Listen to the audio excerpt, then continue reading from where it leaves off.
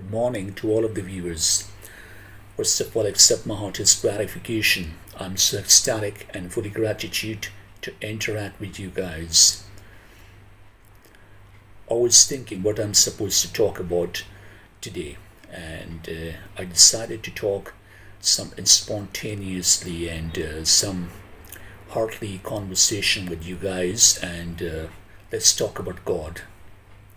What is God? God is omnipotent, omnipresent, and He's the creator of entire world and universe. So we can say that God stands for generator, G for generator, O for operator, and D for destroyer. So we must bow our head in front of the God. We must prostrate in front of Him. He's almighty, He's all-powerful, He's merciful for us, and He loves us too much. There are many people who are atheist, or pagan, or infidel, or rationalist, who are non-believer, and who are communist. So I think that their life is totally in a very big trauma. When they don't believe on the existence of God, so certainly they will be suffered from the tension, anxiety, depression, grief, sorrows, pain, torture, and some other things which might be very dangerous for them. And this disbelieving leads them towards mental diseases. But as far as the believer is concerned, he's always satisfied from his life, whether it's good or bad. Whether it's in trial, he will accept it. Whether it's in pain, he will also accept it. Whether something is going not in a proper way, so he will also satisfied, because he knows that ups and downs are the part of life, and God is always with him. The God is not leaving us. Maybe we are leaving God. Yeah, exactly. We leave God. Sometimes we go here and there and we just concentrate such damn things and we suffer a lot. Then we get some heartbreaks when we don't get that satisfaction. So certainly we come back to the God. So God loves us too much. There are many people who always criticize. They say that we don't have such things in our lives, and they are always counting such things which you don't have in their lives. But I just want to tell them that why are you not counting such things which you have already in your life? First of all, count your blessings, count your health. You have eyes, you have nose, you have lips, you can eat, you can see, you can walk, and you can do anything in this world. So it means this is the one of the biggest blessing of God, that you have the accurate body. You're not crippled, you're not handicapped, you're not disabled. So why are not counting your blessing? So I think these people are unthankful, and these ungrateful people, they're always ungrateful of God. They're always ungrateful of His blessings. So that's why their life is full of tension, anxiety, suffering, pain, and anguishment. They're jealous people. There are two types of souls in this world: thankful souls, and others are unthankful souls. Always be thankful to the God, whether you are in a good situation, whether you are in a bad situation, because God is always with you. God is our refuge. He never leaves us alone. He's always with us. Maybe your shadow will leave you, but God will never leave you. And He brings trials in our lives in order to make us solid, in order to make us strong, in order to make us wise. But that wisdom will be helpful for the rest part of the world as well. So I acknowledge the greatness of God, and sometimes we have to think that we are not in prison. If you are in prison, so you can understand what is the life of that particular person who is behind the wall for a long time. So check his life, check out his situation, that his life is just like a hell. But you're not in prison. We are free. Everywhere we can move, everywhere we can go. So think about a person that was in between life and death. He's being hospitalized and he is paralyzed and he cannot walk, nor he can move. So check his situation, and then you feel yourself that my life is having a lot of blessings. Check a person who is in a warlike situation, like there's a Syria, there's a Damascus, Palestine, Kashmir, different countries is suffered from the war, like Afghanistan. So check about their situation, that they are fighting for their freedom, but there's no freedom for them, and how easily you're spending your life. You have a lot of liberty. Your life is free. No one is just asking. You're not answerable to any question. You're living a free life. Why are you not counting these things? You have enough things to eat. You have enough things to drink. You have a good job. You have a house. You have a good livelihood. You have the good livelihood.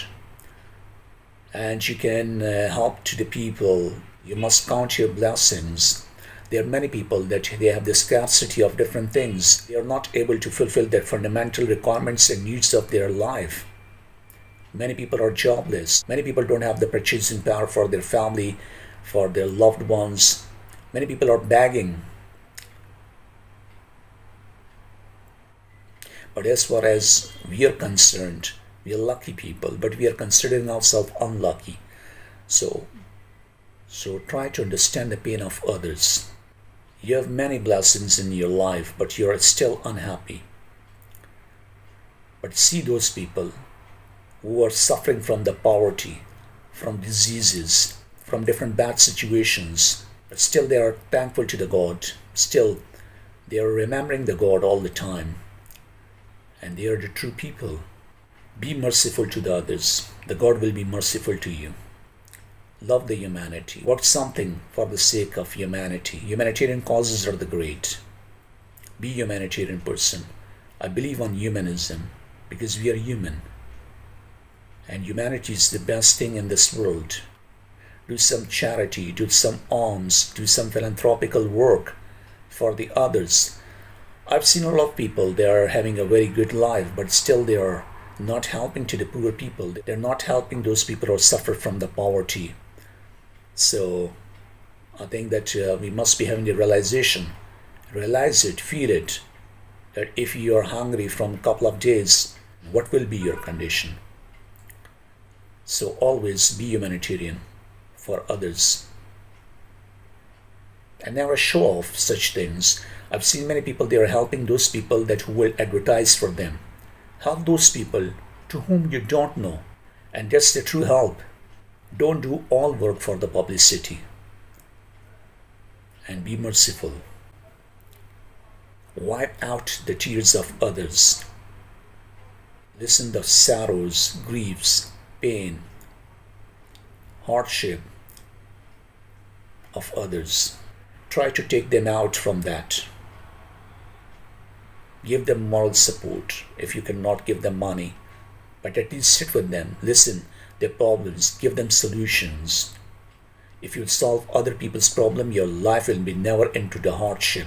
You'll be never have the obstacles in your life, because God will remove all the obstacles, because you are eliminating these kind of the obstacles from other people's life as well. So that's why I'm saying to you, be selfless. God is also selfless, and selflessly He is giving each and everything to us. And once you get the quality of selflessness, obviously that you will touch the quality of God, and God will always connect it with you. Give some placement of nature into your heart. Connect to the world, connect to the universe, connect to the people. Involve yourself into the spiritual work, into the spirituality. In the spiritual world, you will have a lot of miraculous events, and these will give you a lot of calmness. Your soul will be light. You'll get the light as well. You will not be overburdened. Helping hands are always great. Snatching hands are not good. Because if you're snatching other people's joy, other people's property, other people's good and stuff, anything which you will snatch from others, from the broken heart, from deserving persons, so you will be in a big torment. Your life will be full of hell, and people will make your life like a burning hell. Because God is never stand with the oppressor. God always stands for the innocent people. Our God is so powerful, so great, so merciful. I know people do perversion in your life. They disseminate you. They put the wrong allegations on you. They torture you.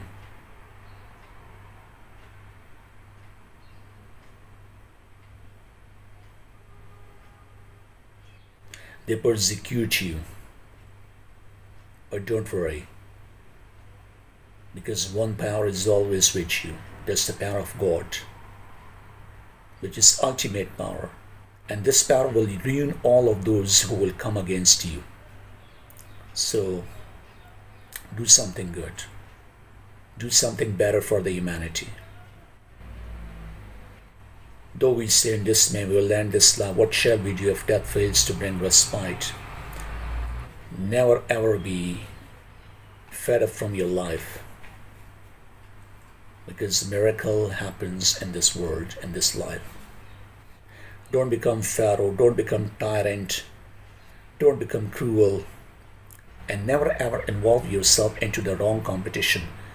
Nowadays someone is famous, the people like someone, so people get hatred against him.